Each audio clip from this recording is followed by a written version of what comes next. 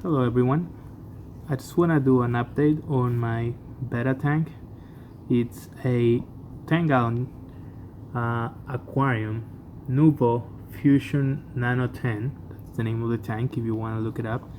It is mainly designed for saltwater animals, but in this instance I have it set up as a freshwater tank, as you can see, for my beta.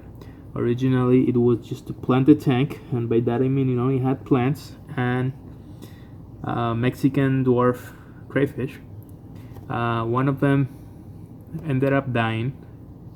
The other one lived here for a long time, and then I moved it into my bigger tank, where I believe it was eventually killed by one of my Tenopomas, but that's another story. This guy right here came along, I want to say 5 months ago, maybe even more. I think it was more than that. Yeah, I think it's more than that. I bought him from eBay. See him now, but that little guy came as maybe 1 month or 2 months old when I bought him. Now he has the whole tank almost for himself. Actually, he shares this tank with a single Neon Tetra, which is for most people a no-no to have a betas in groups anything less than 6. But that's true, because I said the word group. So if you have them in pairs, trios, and any other number below 6, they will fight each other. But if there is only one of them, there is no one to fight. So this guy is doing okay. I want to say he's doing great. He's he's having the best time, because let's face it, the beta sometimes chases him. But as you can see, well, his fins are a little damaged in the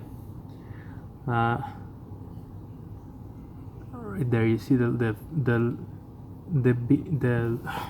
back, the tail. I'm sorry, that's the word I'm looking for. It's a little damaged, but not terribly damaged. The first time he was introduced, he was a little bit damaged from the beta. He bite him a little bit, but it's been months. I mean, it's been 5 months, and he's been doing okay. He gets chased from time to time, and oh, by the way, they just went through a lot of stress. By the way, his colors are really dull, and I think they were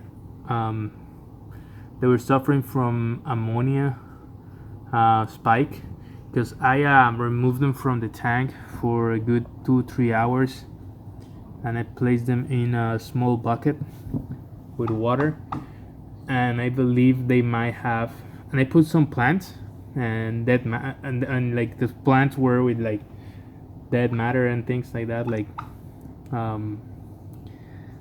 from the roots and all the dirt from the tank. So I believe that might have caused a ammonia spike, and they started to get really dull colors and stressed out. And if I left them any longer, they would have probably get ammonia burn. And that's just because they were literally there for many hours. So that was a bit of a mistake by my part. However, not so much a mistake, as I know about ammonia burn and I know what happens if you leave a fish in the same water for too long. But I didn't expect that I didn't think about all the matter that would probably be decomposing in there, because the roots had like brownish matter in there. So that's what I assumed happened, and that's why the fish, when I took them out, I saw they were very pale. They were in a white bucket, so I also thought maybe they were blending a little bit, but I don't know. So they look really bad compared to normal. So as you can see, the beta is not that dark. He has a whitish, like a grayish look on the back side of his, close to his tail. So yeah, I'm very sad about that. That's not his regular color. He's much more striking. You see he's a little pale in the back. That white spot, however, is not that. That's been there for a long time. That's just a very unfortunate color that he's gotten, like natural color. that looks like ammonia burn, but it's not. I can assure you that he's had it for a long time, and if it was ammonia burn, he would have healed already. But no, that's not it. It's just that he had a few scales of like a grayish color instead of white, and it looks a little weird. Otherwise, he's a very beautiful striking fish when he's not stressed out. This happened an hour ago when I put him back in the tank. I did 100% water change. Well, I shouldn't say 100% because I only changed the water in the displayed section, but I do have a reservoir of water here where the filter is. I mean the mechanical filter or the chemical filter. I even have some puffles plant growing out in the back. As you can see, they have grown quite a bit. They used to be maybe just, I don't know, 8 leaves, and now they're probably close to 30 leaves. So they've grown a lot. And I had to clean this over and over again because, as you can see right here, it used to have a lot of algae, green algae, diatoms also. So I've had quite a lot of problems with this tank when it comes to algae. But algae is not really a problem for the fish, it's a problem for the plants because it grows on top of them and then they cannot get the light and then the plants die. The fish don't mind. The fish won't. On the contrary, the algae helps out with the water chemistry. The fish don't mind. The fish will just. Some of them will eat it. I mean, I do have a nerite snail and a mana shrimp in here, which, by the way, the mana shrimp is one of my oldest pets. I shouldn't pet. Oldest. Well, you know what? Yeah, he is one of my oldest pets. I had him for at least 2 years, and he's still. He's been through many partners, many other companions in tanks, and he's still here.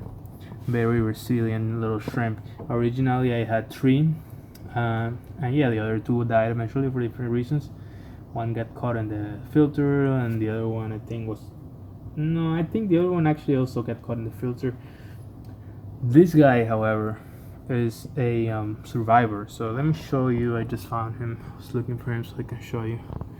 There you have him or her. Actually, I'm not sure right now if he's a boy or a girl. I don't remember.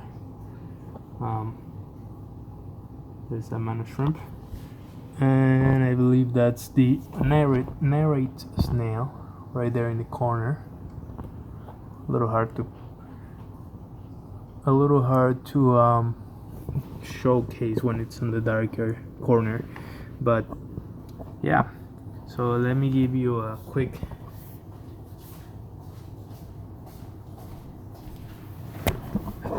it's not so quick turn around so you can see the tank from the front.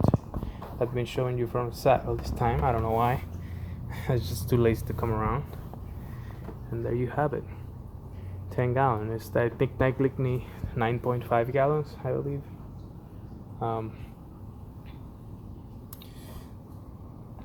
There you have him.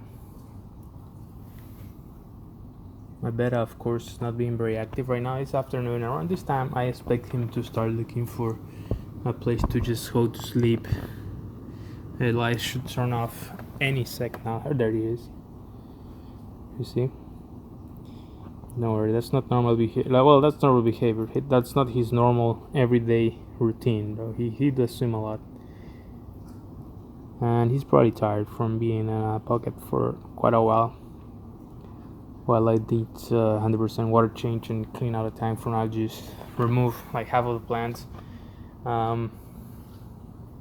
Yeah, I did a bunch of things. And there you have it. He is in my kitchen counter. It's my only pet that I have in the kitchen. There you go, I told you. I'm like a human clock. The lights went off. So you see he's probably used to it, so he already looked for a place to sleep. No, where you're coming out now? Oh, so he decided to chase him around a little bit. And that's what I meant by chasing. Just chase him literally for a few seconds and then he'll forget about it. Trying to get a good video of it, but it's a little darker now, and the light is coming from the outside, so there's much more reflection. He's of course a koi placat beta. I believe that's all there is to his gene, or morphs, or whatever you call it. It's basically a marble placat. Marble meaning that he has marble colors, and they change over time. As he gets older, his colors, his patterns change. Placat because he has shorter fins, so it's a gene for short fins compared to other male betas. So some people confuse these placats with female betas, but female betas for the most part either have even shorter fins or they have a different body shape, and I think other few things.